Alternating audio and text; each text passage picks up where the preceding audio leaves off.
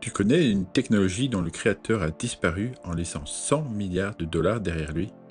En 2009, alors que les banques s'écroulent, un inconnu dépose un document de 9 pages sur une mailing list confidentielle.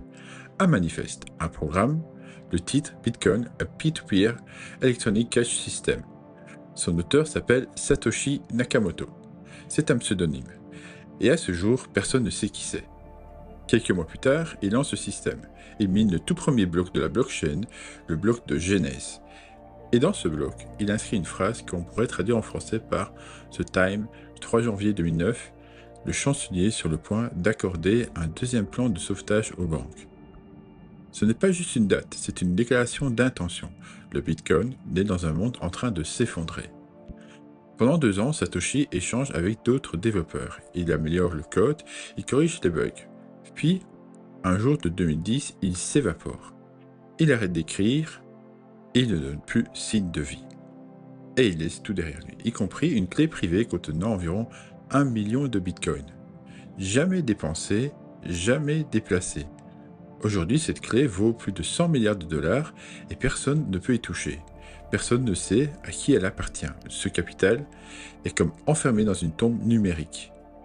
Depuis, les spéculations s'enchaînent. On a parlé de Hall Finney, de Nick Szabo et d'Adam Back.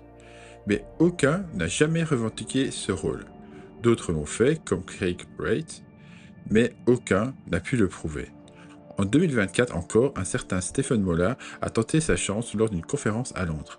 La salle s'attendait à un moment historique. Au lieu de ça, une prise de parole bancale, sans preuve, encore un imposteur. Et pourtant, ce silence, cette absence, est peut-être la meilleure chose qui soit arrivée au Bitcoin.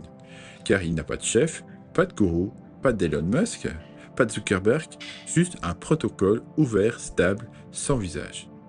Ce n'est pas une marque, ce n'est pas une start-up, c'est un outil libre. Et c'est peut-être justement pour ça qu'il fascine autant. Parce qu'il n'appartient à personne. Tu ne peux pas le censurer, tu ne peux pas le racheter, tu ne peux pas le faire tomber.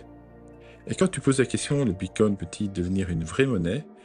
La première réponse est déjà là, oui, parce qu'il était conçu pour survivre même sans son créateur.